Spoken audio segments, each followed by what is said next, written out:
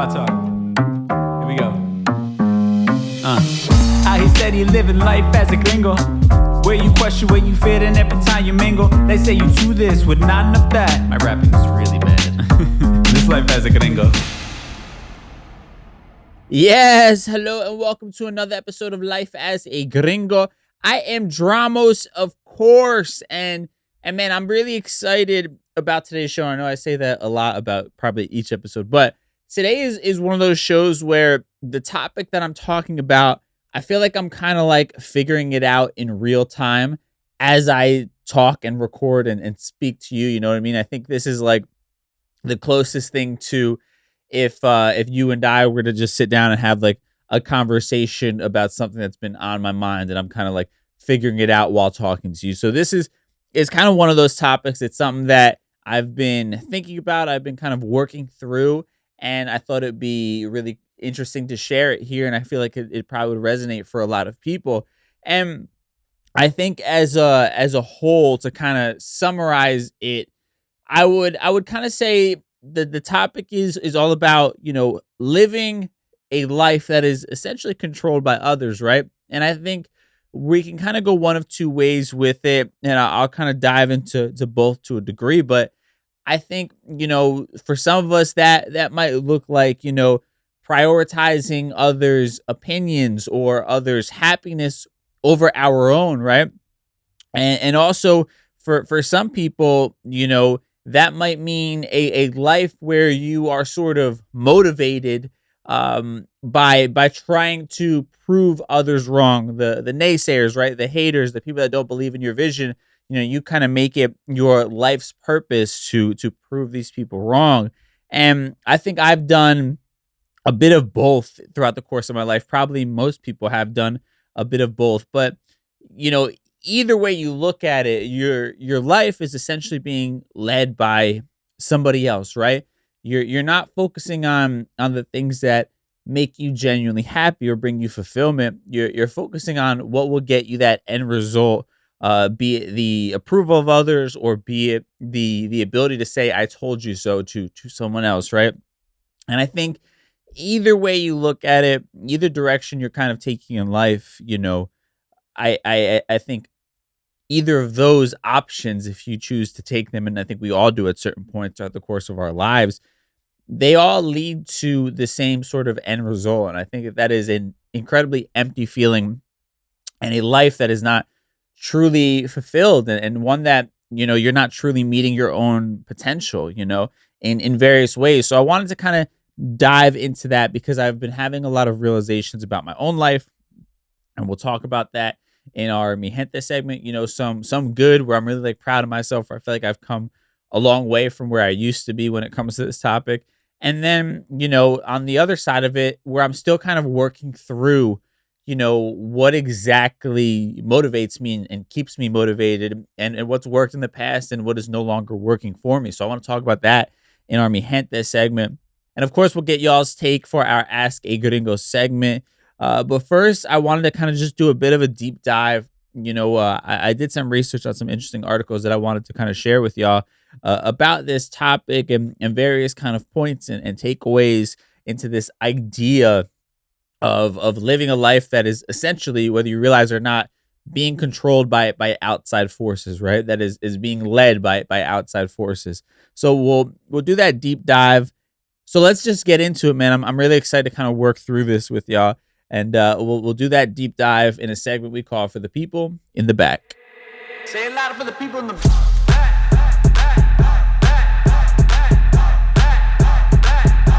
Say it louder for the people in the back. All right, so I'm going to kind of break this up into the two ideas that I kind of started the show with, right? Where you have this idea that we're all doing things to try and impress others, to fit in, right? Essentially, we are looking for the approval of others, right? We're prioritizing other people's opinions over our own happiness, right? And I've talked about this in various forms throughout the course of this podcast, but even things like, buying expensive clothing that we can't afford just so we can get that acknowledgement from other people, that we, seem like we're successful, right? And it's the idea of giving the appearance of success rather than prioritizing having actual success, right? Because we're chasing that outside approval. And I think that's a part of allowing others to control your life, allowing other people's opinions to control your life. And it's often what holds many of us back from actually building things like wealth and true success, right? Especially in our community where many of us come from a place of lack, and we're so tired of being looked down upon. We're so tired of being, at the bottom of the societal totem pole, I guess, that we were looking for any sort of acknowledgement. We're looking to be seen in any way that we can. And oftentimes we do things that are, not beneficial to us in the long run, and be it, frivolous purchases and things of that nature, right? So that's kind of the first part we'll tackle. And then the other part of it is the idea of like this constant burden of having to prove other people wrong. And we'll talk about that. I found a few articles for that. Let's kind of start in the mindset of trying to impress others, right? You're essentially living for the approval of outside sources, right? And I found this really dope article on thoughtcatalog.com, and it's by Rachel Fenimore, and it's entitled, "I finally stopped trying to impress everyone and am happier than ever before." So I'm going to read a couple of excerpts that I pulled from that article. And she says in there, quote, "Maybe we should spend less time trying to fit in and more time figuring out who we are and what we're doing here. A lot of us think of peer pressure as something that's fake. We're not always able to identify it or see it clearly, so we assume it doesn't exist. It happens in the adult world too. All you need is someone to plant an idea in your head, something to make you feel as if you're inferior because you aren't following everyone else. Or maybe others are so insecure about what they are doing that their validation comes from you partaking in it too. You have your own brain, and you are in control of everything you do. The minute you decide to do something you know you'll regret, no one else is to blame. So if you don't want to be that person, then don't be." And I want to kind of pause for a second, because then she kind of goes into, I guess, practical steps of how to kind of combat this. But let's kind of touch on a few things that she talked about, right? Obviously, we all think of peer pressure as like this childish thing that happens right in high school or when you're younger, but the reality is it never ends. These ideas that are shaped as kids, we carry them on as adults, and maybe the way that they're viewed are a little bit different, right? Obviously, it's not, people in a cafeteria making fun of you or the mean girls at school, but those mean girls still exist in the real world, in the workplace, right? And those those bullies still exist in the real world of the workplace, right? And I want to touch on one thing she said, where she talks about the idea of somebody planting an idea in your head, right? And I'm going to use like a silly example where I remember like I was going out to an event, and I like to get dressed up. I like to look fresh. I like clothing. I appreciate fashion in my own way, right? And I remember one of my friends, who's not a fashionable human being at all, literally has a uniform of like, a 2000s rapper, like a white t-shirt, is still wearing baggy jeans. And this is obviously it's a little bit more back in style now, but this is back when, that was not a thing anymore, right? But my point being, not somebody who is fashionable whatsoever by any sort of metrics or standards, but he made fun of something I was wearing. I think I like cuffed my pants. You were seeing some ankle or whatever it was. And again, stupid example, but he made fun of that, and it planted this idea in my head that I looked silly, right? And then throughout the whole night, I couldn't shake this sort of self-consciousness as I was walking around throughout the course of this event, because I felt like, does everybody think I look stupid? Is everybody looking at the fact that I cuffed my pants, that you could see my ankle, like, right? And I'm pointing out an incredibly dumb example, but I'm just showing you how people can plant these little notions in your head and completely fuck up everything that you have going on, right? Like when I left the house, I felt really good about myself. I felt like I looked good. I felt like this was a great outfit. I spent a lot of time putting into it, right? But then somebody came along, planted an idea in my head, and it fucked up my entire night to the point that I couldn't even just relax and enjoy myself, right? And And that happens throughout the course of our lives. Obviously, some ways are far more serious than what I, have put out there, right? I think some people, maybe you have a family friend or a family member who questions your intelligence, right? Or enjoys making you feel stupid. And then now that it plants this idea in your head, well, I'm not that smart. I'm not intellectual, right? And you go through out the course of your days and maybe your life thinking that way and having this very limited belief about yourself based upon somebody making a dumb comment, right? And at the end of the day, you're only holding yourself back, right? And then, I think even others who are insecure will push their own insecurities onto you, right? Maybe they will be making fun of you to make themselves feel better. Or on the flip side of that, maybe you have a friend who is so insecure that it's like you have to dull your own light in order to make them not feel bad about themselves, right? And I think my point being in all of these examples is that either one of these things that I'm talking about, you are living your life based upon somebody else's preference, right? You're allowing somebody else to control your own happiness, essentially, right? And I think this is what she mentions when she talks about you have your own brain and you're in control of everything you do, right? The reality is I think we often forget that we are in control and we relinquish that control to outside forces, and not to shame you for that. We all do it, right? It's hard to move past these scenarios where, we don't allow people to hurt our feelings and as a byproduct of that control what we do or don't do, right? But I think you have to get very clear on understanding that, that while these responses are ingrained in us, it is up to you whether or not you allow them to rule your life, right? And then going on to the article when she talks about what things you can do to kind of combat this. And again, this is a very small part of it, and we'll get into kind of the flip side of all we're talking about. But when she talks about combating this, and I guess what she did for herself, she says, quote, create an image of who you want to be. Find pieces of other people that you admire and add them to yourself. You don't have to copy others, but if you take all of the things you find great in the world from other people, places, and things, you'll become someone you admire too. Be so confident in the person you're becoming that you don't have to impress others. Give yourself the validation that you've been looking for in everyone else. Now, obviously, all easier said than done.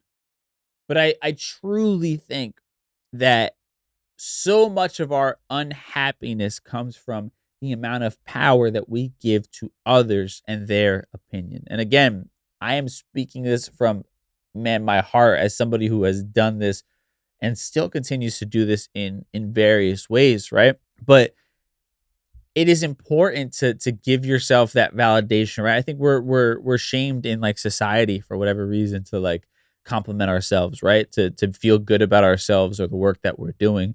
You look at somebody like Kanye, right? And he's obviously an extreme example, but Kanye has no problem complimenting himself, right? And while it can be a bit obnoxious, and I think he takes it a bit too far, to me, when I view that and I see that, and I kind of watching a documentary and interviews and things like that, I've always been a bit envious of it, right? And obviously, I think to a degree, it's a bit of a defense mechanism because he's had so many people telling him he wasn't shit, right? He's had so many people pushing against his ideas of his own greatness, right?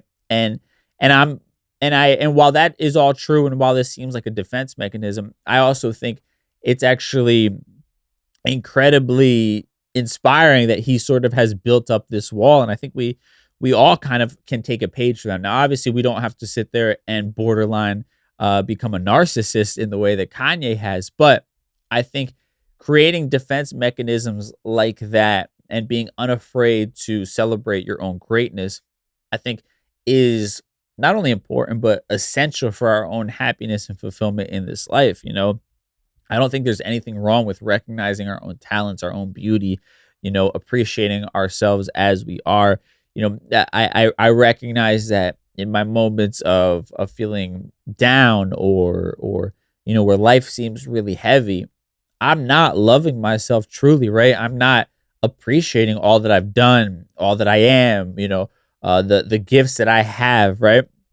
I'm not doing that. I'm instead looking for other people to tell me that I should be able to appreciate myself, right? That I should be celebrating myself, right? I'm looking for that offer to come in via email to validate my talents, right? And I can tell you, for me, my lowest points throughout the course of this last year have been those moments where, rather than telling myself how amazing I am, and celebrating myself for all that I do, I tell myself I can't be happy until I get somebody else to co-sign that, right?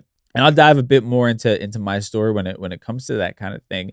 But I just to kind of put a bow on that part of the conversation, the idea that we need this sort of cosign from other people, or that other people's opinion should affect how we move in this life, all of that is incredibly toxic and leads you to feeling incredibly unfulfilled. And now, again, it's all easier said than done. Words do hurt, opinions hurt.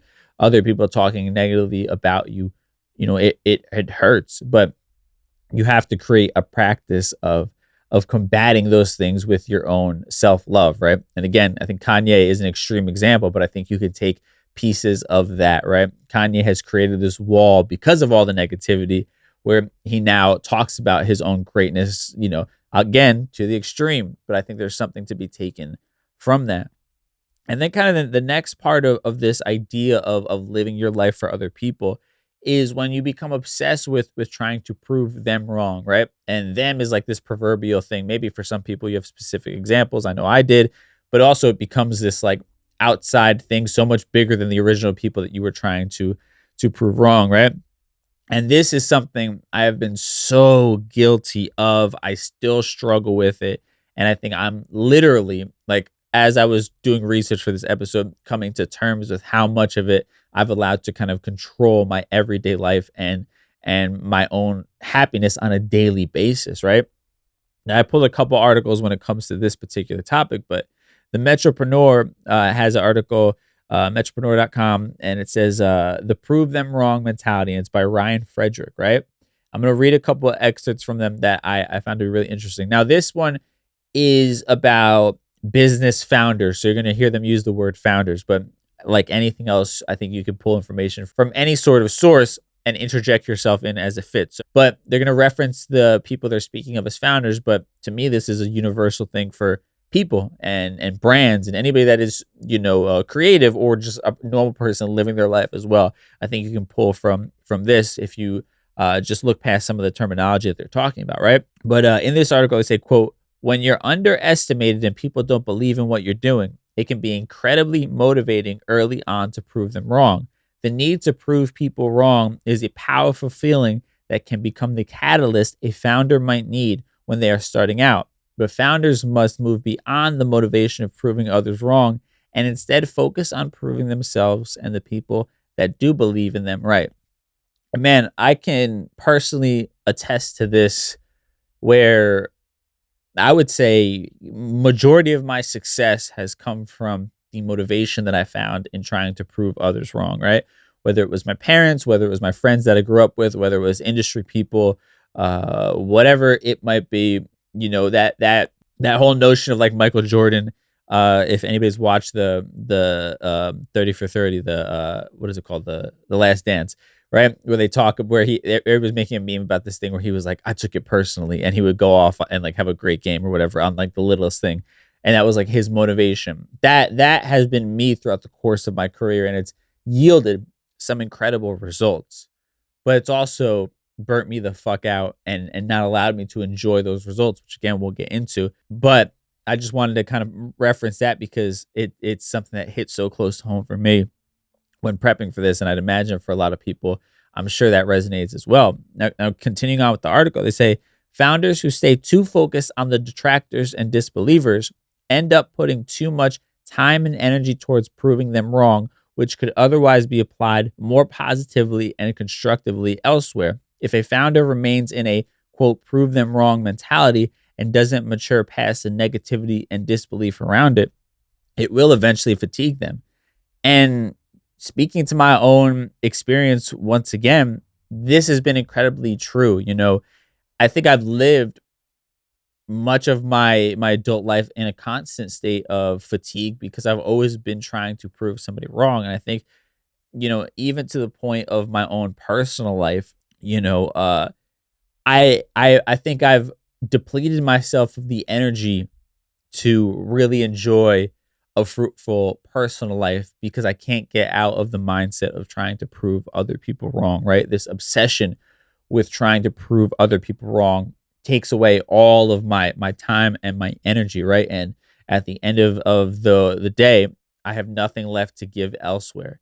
And I've noticed how destructive that really is, especially when you're trying to build a life for yourself, in a relationship, or trying to maintain real adult friendships, which become increasingly more difficult as you get older and as you begin to outgrow the convenient friendships that have been around you, when you're younger. And again, this is like one of those come to Jesus moments where I'm literally just having a stream of consciousness and like calling myself out as I record this. I think that has been a lot of my problem, in my personal life, is that I've been so obsessed with, proving the proverbial them wrong that I haven't had any energy to give elsewhere, right? And it's made me incredibly, it's made me not have the amount of presence that I would like to, for anything other than trying to prove them wrong, right? And again, we'll kind of dive a bit more in the Mi Gente segment. So let's kind of continue on with this blog post. I pulled a few more things from it. They go on to say, founders who remain held back by a prove them wrong mentality are damaging their self-image and self-esteem in the process. It doesn't seem like it because wanting to prove people wrong seems like a self-affirming act, but over an extended period of time, it has the opposite effect. Operating in a prove them wrong mentality fosters negative, limited, and scarcity thinking. It also ties a founder too closely to the success or failure of their company. And I'm going to replace company with just the success or failure of any endeavor that we have in this life, right, that you're chasing. And again, this is resonating so much with me. And I want to point out the scarcity thinking, right? Because when you're in this mentality, and I've lived in this mentality for so long, when you see somebody else finding success in a similar lane that you are chasing after, that scarcity mentality causes you to kind of like hate on them or not be able to celebrate their success, or even just feel the human emotion of jealousy, right? Because you feel like it's taking away an opportunity from you. And your obsession with proving them wrong, doesn't allow you to celebrate other people's wins, even if they are much deserved. And I've been guilty of this, very often, and even recently, and I've been getting better at checking myself. But it creates these sort of, like you have your mortal enemy, like a villain, like a comic book character, and I've created these sort of villains in my own head, people that probably are completely unaware that I look at them in that way, but I've made them my arch nemesis that I have to sort of end up doing better than at the end of the day. And every time they have a win, it makes you feel more and more like shit. And that is such a toxic way to live, because you can't control that, right? And their victory doesn't mean anything about your life, and you're again allowing these outside sources to affect your happiness on a regular basis. And that's just incredibly toxic. Essentially, they are in control of your life. You have relinquished control to these people, over your own happiness. And that's an incredibly toxic way to live, and to feel completely out of control of your own life, which I know I feel that way oftentimes because of this sort of mindset, and then attaching yourself, too closely to the success or failures of your various endeavors, right? I've been completely guilty of this. And this, again, is why, I think I've gone down these really dark bouts of depression and anxiety. And obviously there's different medical things and chemical things that we can talk about that cause that stuff. But when I talk about specific events that may send me down a bit of a spiral or a dark sort of storm in my own head, it is based upon outside factors, right? I'm allowing my own happiness to be predicated upon whether or not I get a yes or a no from an opportunity that I'm pursuing, right? So if the email comes in and it's a yes, I'm very happy, I'm present, I'm able to be enjoying life. If the email comes in and it's a no, I am depressed, bummed out, I feel bad about myself, I feel like I am not good enough. I feel like it is a reflection of my own talent.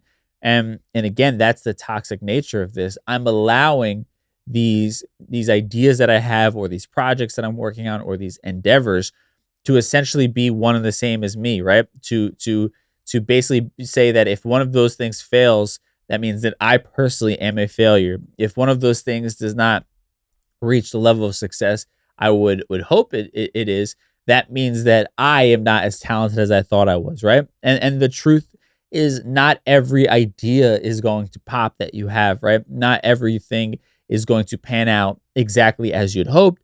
And even if you have a great idea, if something outside of your control happens, you know, that leaves it unable to be fulfilled in the way that you had hoped, that's just a part of life. You're only in control of but so much, and you can't allow these things to be a reflection of whether or not you should feel good about yourself, right? And I think oftentimes we do that. I know for sure I've done that in this mindset of where I'm always trying to prove people wrong. It's definitely developed this idea that I'm only as good as my last success, and that is an incredibly toxic and, man, empty way to live. And I can tell you that as somebody who has lived in that space for a very long time.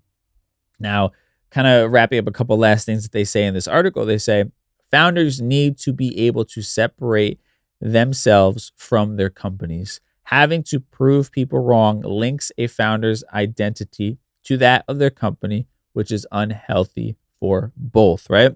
And I think, again, replacing company with endeavor or idea, whatever it might be, I think I like this idea, this point that they make, that it's unhealthy for both, right? It's unhealthy for both you personally as well as the endeavor or the idea, because you're obsessing over it too much, and maybe to a point where it blinds you from doing what's best for that company or that endeavor or that idea that you have. You're attaching yourself too much personally, and you're not able to view what might be best for said idea, right?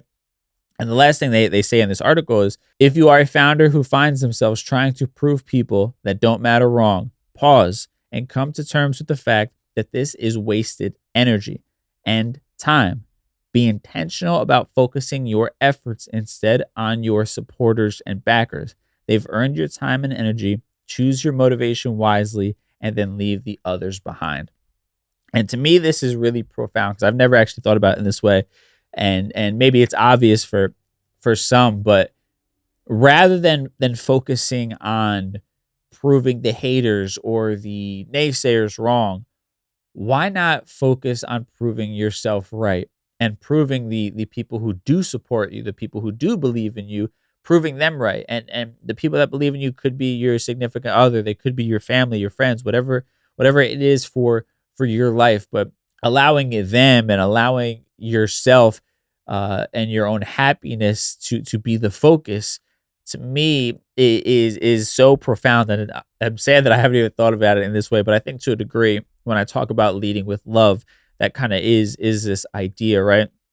That rather than allowing the negative aspects of life or negative feelings be your fuel, allow the good ones to be your fuel instead. And I know that might sound a little bit cheesy or a little bit corny, but the reality is this, the naysayers, the haters, they're always going to find some way to poke a hole in what you're doing, right?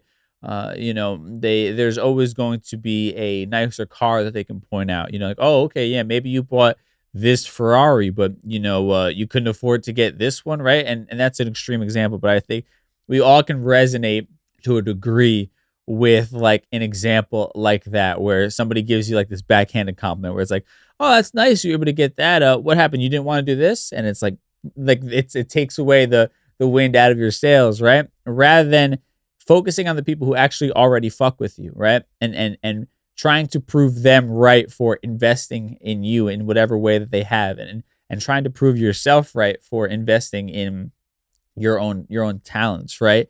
I think that to me again is so profound. And I think choosing your motivation is so incredibly important and necessary. Choosing the right motivation, that is, to really finding happiness and fulfillment in this world, because the reality is you're never gonna be able to rub it in all of the naysayers' faces. And I think even if you do, it never feels as good as you would have hoped, right? It never gives you that satisfaction that you would have hoped, right? If there's always gonna be, maybe it's because it never ends, right? Again, there's always gonna be somebody who has something negative to say. And it's like, once you've proven this person wrong, now it's another one. It's almost like, a boat that just keeps, creating holes, and water comes in, right? Like where you are, patching up one hole and another one just keeps getting made. And it's like, there's nothing you can do. You're just constantly trying to patch up these holes, and the boat is just filling up with water until you drown eventually, right? And I guess in this instance, instead of drowning, until you just burn out from trying to plug all of these holes unnecessary, rather than just moving on to another boat, right? Moving on to the shiny boat that's next to you, that is filled with all of the people that love you and support you, right? But instead, you're just trying to save this one boat because you're trying to prove that you can, almost, and that's a weird analogy that I don't know if it made complete sense, but in my head it does. But I don't know. I just think that that's a really profound way to think about it. And I know for me, I'm at the point where I have taken the prove them wrong mentality as far as it possibly could go. And now, rather than producing, further results for me in my career or financially, it's actually, I think, creating more negativity for my life. And it's actually bringing me down a bit, So I think that this is a very real thing, that it only could go but so far for you. And while maybe it's a good starting place, and it's oftentimes where we start, it will only eventually kind of crash and burn if you don't get control of it. Now, I want to read one more kind of example from this in a more practical way of approaching how not to get sucked into this. But I think now it feels like a good time to take a quick break, and then we'll be right back. All right, so the last article I want to reference is mymetalreport.com. And they have this blog post that says, the problem with proving them wrong. And this is by Renee Fishman. And she references Michael Jordan in this, which is something I've been talking about already on the show. But let's first kind of start where she says, what happens next, right? So after we've gone through this mentality of proving them wrong, and maybe we have, what happens next? So she says, quote, but what happens after we've proven them wrong? Then what?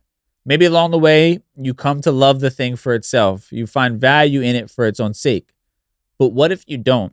One of two things usually happens. You look for the next person to prove wrong, or you find yourself in the emptiness of that feeling you were trying to escape in the first place. The feeling of not being enough, good enough, smart enough, strong enough. And when I read that last part, it was one of those things that kind of like hits you like a ton of bricks, right?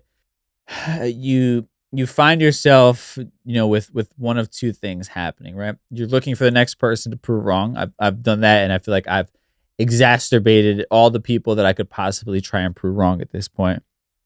And what follows is you finding yourself in the same emptiness that you were actually trying to get away from, right? That feeling of not being enough. And this right here is something that I'm resonating with 100%, right? Because now at this point in my life, at this point in my career, I've separated myself so much from the negativity, from the negative naysayers, and I've just been focusing on, trying to build my own career and success and some sort of empire of my own, right? And I've gone further than I think anybody would have predicted that has known me or that I've come into contact with. And I've gotten to a point where I no longer feel like I have to bow or kiss the rings in any sort of way when it comes to this industry. And not to say that I think that I'm like top tier, I've reached the peak of being a podcaster or entertainer or host or whatever it is. But for me personally, I'm in a place where I feel happy, and I think now I'm searching for that motivation.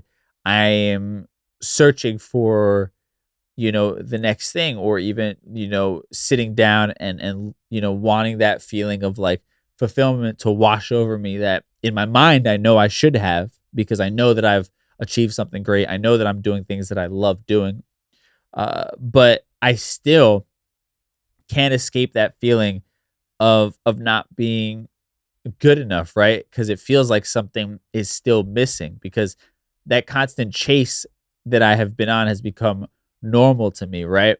And it's now also, I think, an emptier feeling, because that chase that I was on, like, I got to where I wanted to go, right?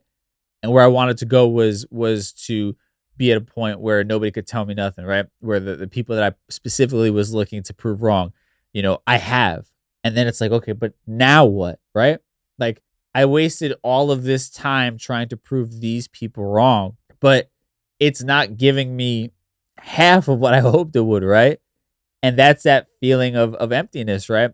And then that feeling of not being enough, because it's like, oh, well, maybe what I've achieved isn't, much at all. And that's why I'm not getting, them bowing down to me, or the respect from them verbally that I thought I would have gotten now. Right. Or the, them saying, oh, I was, or them, having to kind of bow down and be like, I was wrong about you. Right.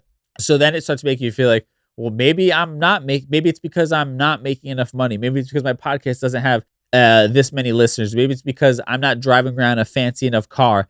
So I need to now go and do all of these things. That'll show them, right? And it creates that mindset. And then you get those things, and then you're not getting that sort of admiration that you thought you would from those naysayers, from proving them wrong, right? So that's like, oh, maybe what I'm doing is not big enough. Let me double it again. And it just keeps on going. And that feeling of not being enough keeps coming up while you're in the midst of these cycles, because what you're creating is never enough to give you this false feeling that you're hoping for, right? And I don't know, I don't have a point necessarily to that, but it's just kind of what's coming up in my head as I'm reading this, and I think sort of recognizing the toxic nature of all that we're talking about. Now, this article goes on to say, the feeling of not enough. The motivation to prove others wrong may sustain you for a while, but eventually it wears thin. Critics panned Jordan's Hall of Fame speech as vindictive and petty. Now, we're talking about Michael Jordan's Hall of Fame speech, right? It revealed an insecurity that could not be erased by years of championships. When Michael Jordan, the best basketball player ever to grace the court, was inducted into the Basketball Hall of Fame in 2009, he gave a speech riled with digs at all the people who slighted to him. Jordan flew his high school basketball coach, who didn't put him on the varsity team his sophomore year, to the ceremony just so he could say to the guy's face, "I proved you wrong," as if the guy didn't already know. And yeah, I think this is such a great example of what we're talking about, right? Michael Jordan, most people would argue the greatest basketball player of all time. I don't know if anybody really even combats that at this point, right? The dude has won all of these championships. He is spoken about in the highest light for his talents, at this point. And he still is not satisfied or fulfilled, right? He allowed himself to be so obsessed with proving people wrong, with trying to show people that they were wrong, that he doesn't have the ability to sit back and appreciate all that he has done. And it shows that he still doesn't truly feel the level of greatness that he actually has. Sure, he can be competitive and talk shit and talk about how he would do this or that to people and talk about his talent in a certain way. But deep down inside, when you see something like this, that he feels like he still has to take the digs at the people who slighted him throughout the course of his career, it shows you that in his mind, the people who have done negative things to him hold a bigger space in his mind than all of the greatness and accomplishments that he has achieved. And I think that shows you the toxic nature of this idea of proving them wrong, right? And again, it's allowing other people to be in control of your life, essentially, right? Because here is the greatest basketball player of all time getting inducted to the Hall of Fame, and he's allowing other people to affect how he celebrates that moment, right? Or doesn't celebrate that moment. He's giving his power to these people who really had very small moments in the course of his life. Like his high school coach, what meaning does that person have to him right now after the career he has had in the NBA? Does it really matter that his sophomore year he wasn't on the varsity team? Like, should that matter at this point in his life right now? But it still does to him, even after all he's accomplished. And I think it just goes to show the toxic nature of this mindset and kind of what happens when, again, you allow other people to be in control of your life because you can't let go of things or you are obsessing over trying to prove others wrong. And the last thing in this article that they say as they end it, they say, when we feel we are enough, we no longer feel the need to prove people wrong or shove our success in the face of those who doubted us. Success speaks for itself. And I love this. And it's something I've always tried to sort of live by. And sometimes I've been better at it than others. Obviously, in a world we live in with social media, we all want to run, present party included, and showcase and broadcast our successes, right? On social media to prove to people, look how far I've come, look at my success. And we're all in a way searching for that validation, somebody to tell us, wow, we are enough, you are great, you have achieved something great. But you have to internally find that conversation and that appreciation for yourself, right? Or else you're never going to have enough. You're always going to be looking for that pat on the back, and you're always going to be unfulfilled in some sort of way. You have to, again, understand that you as you are enough. And I know that sounds like, super corny, self-helpy type of shit, right?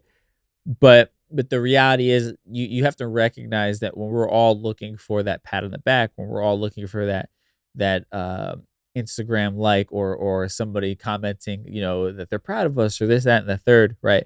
We're allowing those outside forces to control how we feel about ourselves. And again, that is an incredibly toxic way to live, because I can't control if somebody is going to give me the props that I feel like I deserve. I can't control if somebody is going to see my greatness, right? And if my entire well-being, my happiness, my confidence is based upon them seeing it, I am setting myself up for a life that has the potential to be full of a lot of letdowns. And I've experienced that a ton. Again, you're giving your power away to others. They are, in fact, in control of your life. They are, in fact, in control of your ability to be happy on a regular basis. And that's a very scary thing to give up. Now, with that said, I want to quickly kind of touch on a couple different things from my own personal life that I think connects to this that I want to share with y'all for our Mi Gente segment. But first, let's take a quick break, and then we'll be right back. Mi Gente.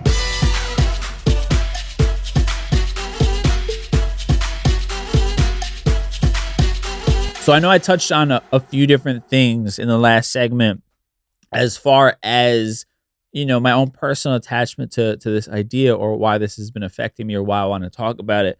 And I have one story in particular that happened over the course of this last year that is really resonating with me when it comes to this topic. And it's something I've been recently working through, and I've kind of referenced it a little bit, right?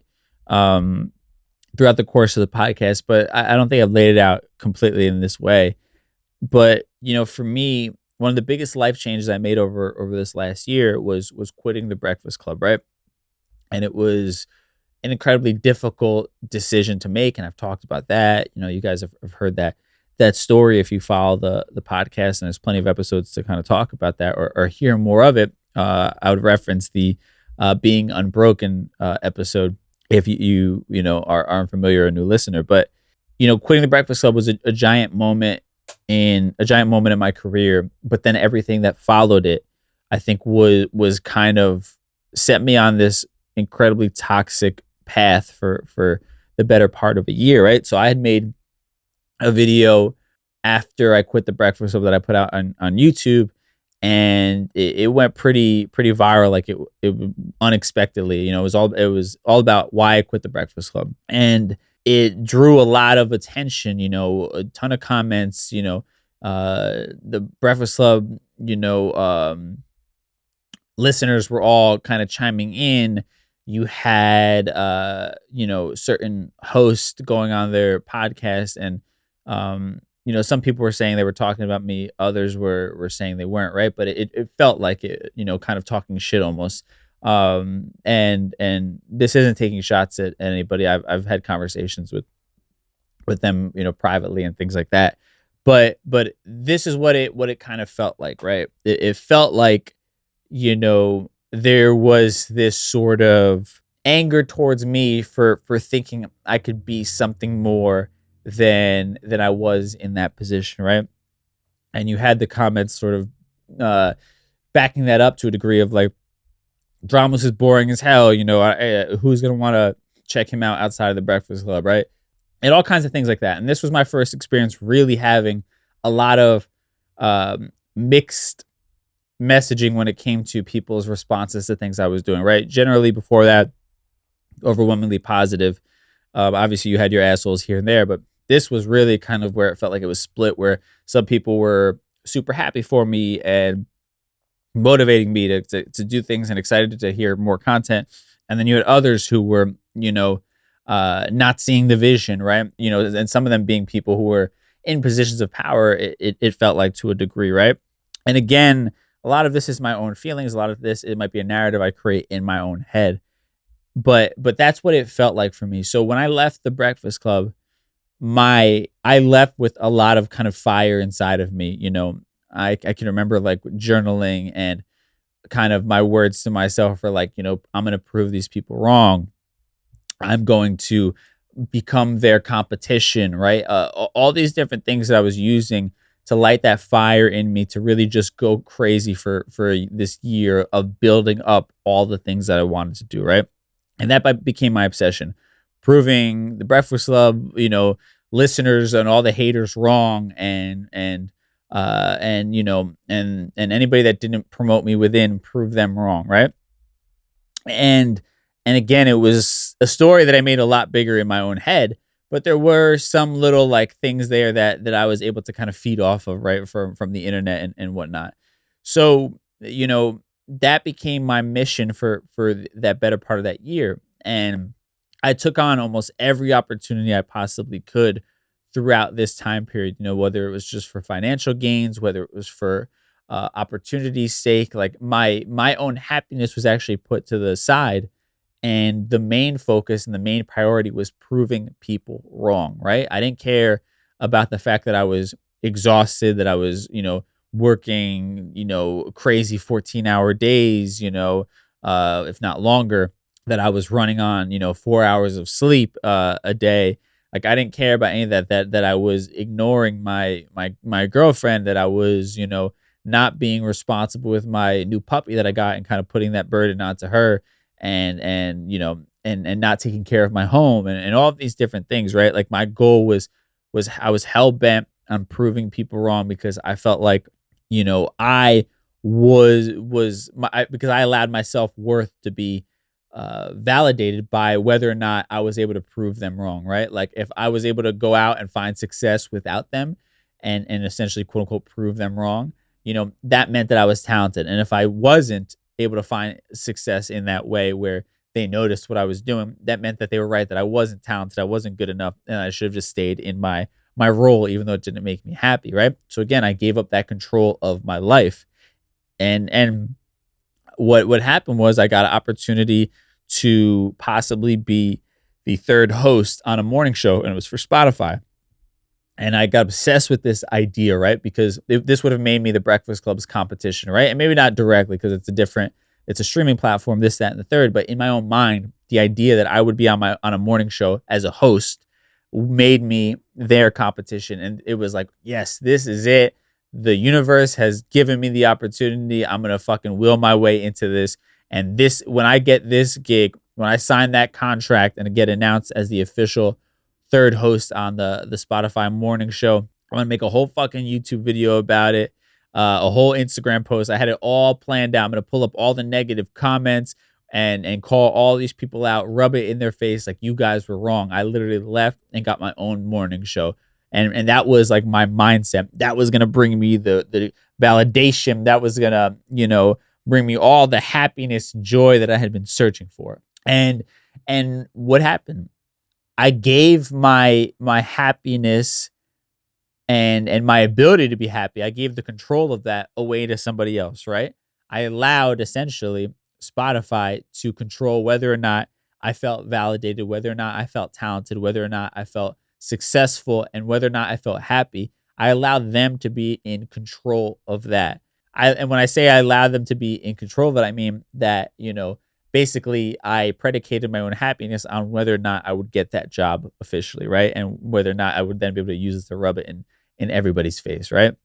And what ended up happening with that, the audition process ended up extending probably 6 months longer than was promised. It was a lot of hurry up and wait, a lot of, okay, this is going to be the date that you find out your answer, and then it didn't come. And what happened throughout the course of that time? I was fucking depressed. I was anxious. I wasn't able to enjoy anything because all of my happiness was predicated on whether or not I would get this job. I became physically sick to a degree of just being anxious all the time. I was a shell of myself, right? Throughout this long period. And this was probably from August of 2021 until January of 2022. So you're talking half a year where I literally put my happiness on pause and just kind of handed over the keys to somebody else and said, here, when you see fit, you can make me happy, essentially, right? They were in control of my life. And I know I'm building it up like Spotify was this like evil genius. I allowed that to happen, right? And all of it was predicated on the idea that this would prove everybody wrong. And then, what happens? I don't hear from Spotify for a couple months after my last appearance in January.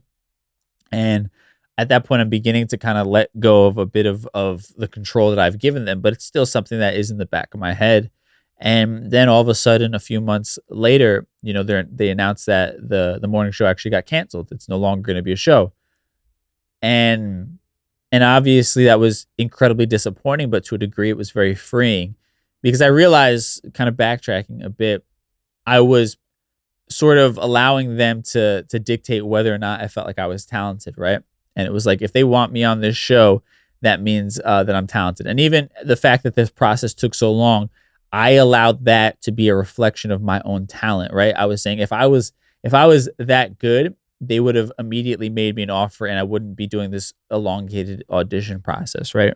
And the reality was that behind the scenes, the show and the powers that be were figuring out if it was worth investing money into again and worth a long-term investment of bringing on another third host, another salary. And it probably had little to do with, whether or not they believed that I was a good fit for the show or that I was good enough, right? But I allowed that to be the narrative that I'm not talented because these people won't make me an offer, right? And they won't commit to me. And I literally wasted, a good half a year of my life, and the people around me suffered as a result of it, and I suffered as a result of it. Because again, I gave away my power to other people, and the reality is, when I really had a moment of clarity, I realized I wouldn't have been happy doing that Spotify job day in and day out, right? Even throughout the audition process, there were days where I was just kind of like, I don't know if I really love this, or there were certain aspects of it that I was just kind of like, I don't know if it's for me. But I stayed married to it. I stayed obsessed with it because of what it represented in my ability to quote unquote prove them wrong, right? And and again, I'm putting my own happiness to the side in order to prove others wrong, right? And I'll kind of end it on that note of why I'm bringing up this example is I literally was like telling myself, I don't know if this is like something I'd actually want to do 5 days a week at 4 in the morning every single day. Like it's fun, but it's fun in small doses. I don't think that I want to be married to this thing. I'm not enjoying every aspect of it. It doesn't seem like a perfect fit for me, or at least, there's a good there's certain elements of it that I really just don't enjoy. But again, I ignored all of that because of my obsession wanting to prove other people wrong, and thankfully it worked out the way that it did. But what would have happened? I would have gotten the gig. I would have done this YouTube video. I would have done this IG post where I rubbed it in everybody's face, and sure, I would have gotten a lot of people patting me on the back. I would have gotten some people giving me that validation, like, "Oh shit, you proved them wrong," type of thing, right? But it would have faded quickly, and I would have been stuck sitting at this gig and married to this job that didn't actually really fulfill me. The fact is, it would have taken away the flexibility that I have right now that I absolutely love, right? Where I can wake up and set my own hours and kind of say, you know what, today I'm going to get everything done early and give myself the afternoon off, or today I'm going to sleep in and just work through, the afternoon into the evening. Like, I have all of that flexibility right now. Or I want to, go out and do something, or I just want to fucking stay up late and watch a movie, with my girl. Like, I have that flexibility right now, whereas with that I wouldn't have. I would have had to wake up at the same time every day. I would have had to be at this place every day, even if it's just virtually, right? And that would have taken away what I love so much about the lifestyle that I have right now. But I would have sacrificed my own happiness just to have that small moment of proving people wrong. And again, that would have been great in the short term, but in the long term, I would have been incredibly unhappy, unfulfilled, and then searching for the next thing to prove them wrong, right? The next thing to feel fulfilled. I would have thought to myself, oh, maybe this just wasn't a big enough opportunity, right? That's why I'm not feeling the fulfillment I thought I would have. Let me find the next thing. And that would have been this perpetual cycle. And instead, I now get to have these conversations with myself and with y'all and figure this out and really put myself on a path of trying to find true fulfillment and listening to my inner voice of what actually makes me happy, rather than, what will bring me the satisfaction of proving them wrong. Now, I know that was really long-winded and a bit all over the place. I hope it made sense. But yeah, that's just kind of a story that I've been going through, and it really created a very toxic notion for me that I'm still kind of dealing with the aftermath of at this point in my life. But I think the important thing is I'm now aware of it, right? And I'm making the steps to kind of try and get into a healthier space as far as how I motivate myself and how I proceed from now on. And it's a process, so don't shame yourself if you're not there yet. It is a process, but having the conversation and recognizing, I think, is the important first step. Now, with that said, let's quickly hear from y'all and your take on this topic in our Ask a Gringo segment. But first, let's take a quick break, and then we'll be right back. Ask a Gringo.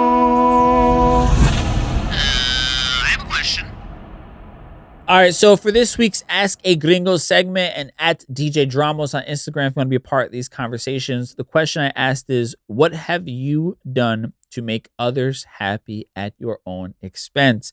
And this episode's running a little bit long, so I'm going to kind of try to quickly get through a couple here. Let's see. At V_201 says, not have kids so that I can move freely to take care of my parents. And man, this is really interesting, especially when you talk about our community, the Latin community, because family is placed so high, in our community, like the value of family, right? And our parents and there's funny things we talk about how your family's always in your business and things like that, but I think it's because of the value that is placed on the idea of family in our community, right? And it's a beautiful thing, but I think it also can become incredibly toxic if you do not sort of create boundaries, right? I think there's like this really toxic notion of like the idea that you're never an adult, right? Especially, and I know that that's pretty common with a lot of cultures, but I feel like, particularly with ours, it's kind of like, your parents, they're always in charge. You always kind of follow what they want and their rules, even as an adult. And I think it's a beautiful and admirable thing that you're taking care of your parents. But I also think we have this notion that we should feel guilty for also wanting to create our own life, right? And I think there has to be a bit of a separation at times, right? Not to say obviously that you shun your family or anything like that if you're lucky enough to have one that you have a healthy relationship with. But at the same time, you can't allow them to rule your life, right? You have to be able to make decisions that are best for you and your own future and eventually your own family if that's what you want for your life. And it's a bit of a tough balance to kind of find because obviously there's going to be a lot of guilt. Certain people's parents will guilt them on top of it. I can relate to that, but I think that there has to be healthy boundaries set in place where you can't sacrifice your own happiness just for the sake of making your parents happy, no matter how much of a norm that probably was in our community in the past. I hope that made sense with what I was saying. All right, last one. At cross_soul says, act like a delinquent in high school. I wasted my shot to get the grades I could get just to make others happy. And yeah, I mean, I think when we're younger, a lot of us can probably relate to this, right? We're like performing and wanting to fit in. And I think that's completely normal as kids, to want to be a part of something. And oftentimes the kids who rebel or act out in class, like, that's what's considered cool. And the ones who get good grades, are the nerds and things like that. And I think, you got to forgive yourself at the end of the day. You're young in high school and we all kind of go through that phase. And my own personal opinion, I don't think college matters all that much. So, I don't think you missed out on much not being able to get into a better school, depending on obviously what you're trying to do for a living. But I think as long as you recognize that notion or that tendency and then don't allow yourself to recreate it in your adult life, I know for me, when I was in my early 20s, and I was just starting out kind of on this journey of DJing and all these different things, one thing I pat myself on the back for is that I didn't allow my friends and what I guess normal 21-year-olds were doing to influence my discipline, right? For me, I knew I wanted to build a career at the time as a DJ and doing music, and that was my focus. So I didn't, give up my Friday or Saturday nights to just go out and party with my friends, and there were times where I was jealous where they would all be out and having the best time ever. And I was stuck DJing some shitty bar somewhere, But for me, I knew that, doing this music thing full time, I think I had to quit my job at that time too. So like DJing was my main source of income. I knew that I had to be disciplined. I knew that I needed to work and make my money and not, just sacrifice the paycheck, to just go out and hang out with my friends because I made a choice. This is going to be my career. And a part of that meant having to work on the weekends, when the clubs and bars are open.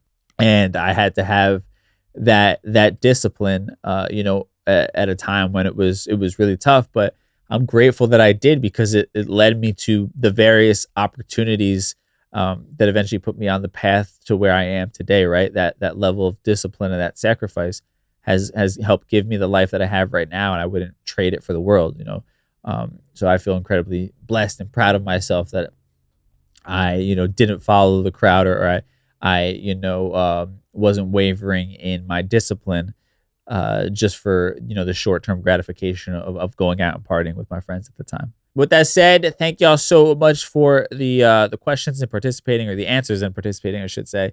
I appreciate y'all. Again, at DJ Dramos on Instagram. You'll be part of these. Now, let's quickly tie everything we talked about today in a neat little bow in a segment we call Conclusion Stew.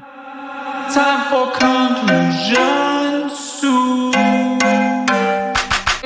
All right, so I'll quickly kind of sum up everything we talked about. I mean, I think for me, two of the big takeaways from this is the Michael Jordan example, where you literally have somebody who achieved far more than anybody could ever dream of, and he still feels the need to like focus in on the few small people and insignificant moments in his life that people doubted him.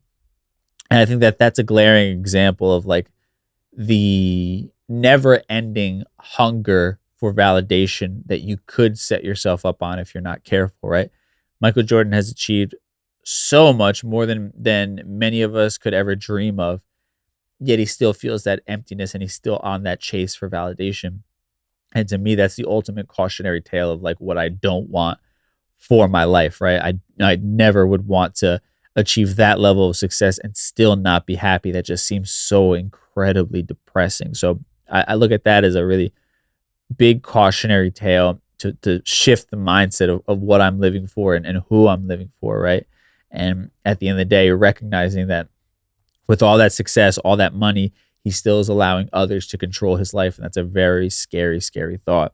And the last thing I'll mention that we talked about today is being intentional about focusing your efforts on not the negativity, but the positive things in your life. And I think that was a profound statement to me, focusing your efforts instead on your supporters and your backers, right? And that line that they've earned your time and energy, choose your motivation wisely and then leave the others behind, focusing on what really matters. And I've talked about that a bunch, I think before, but why not try and prove the people who already fuck with you right? You know what I mean? Like, why not give them the best version of you? And that's your motivation. Why not give yourself the best version of yourself, right? Why not prove yourself and its vision for your life? Why not prove yourself right and allow that to be your ultimate motivation? Essentially, that's allowing love to lead the way, right? And it's allowing yourself to be focused on what actually makes you happy, as opposed to what you feel like you need to do to get validation from others, right? And it turns the validation inward, right? It allows you to look to yourself to understand that you are enough, right? And I love this last line I'll pull is, when you turn to yourself to recognize that you are enough, right? Following that up with a line from one of the blogs we read, they say, when we feel we are enough, we no longer feel the need to prove people wrong or shove our success in the face of those who doubted us. Success speaks for itself, right? And when you're looking to yourself for that validation to feel like you are enough, and you're feeding that feeling to yourself, you're giving yourself the pat on the back, you're then in control of your own happiness, because the moment you're saying to yourself, am I enough? You're answering it for yourself. Yes, you are, right? And you're giving yourself that power to give yourself that call and response, right? Rather than when you have that question, am I enough? You're searching for some sort of outside validation to prove it to yourself. This is the healthier mindset. And now it's easier said than done, as we've talked about, but take a look at my story of last year and how I was giving my own happiness away and putting someone else in control of it, right? Just for the sake of wanting to prove others wrong, right? I was willing to, get myself into a job that was incredibly demanding, that wouldn't have brought me long-term happiness. I was willing to do all of that just because I wanted the validation of feeling like I had proved somebody wrong. And that's crazy to me to think about, that I would have sacrificed my daily happiness, the freedom that I have right now in my life that I enjoy so fucking much. I was willing to sacrifice all of that just because I was trying to prove some people wrong. And that's a really, really scary thought. I'm so blessed that it didn't work out in that way. but allow that to be a cautionary tale of what could have happened if I gave my control away to other people, which I essentially did, and thankfully the universe saved my ass. But I almost allowed others to be in charge of my life, and it would have led me down a path of being really, really miserable and not happy, I feel like, at the end of the day, given that situation. So let that be a lesson to you. Hopefully this resonated with y'all. I know for me, this is something I've been working through and still am actively working through.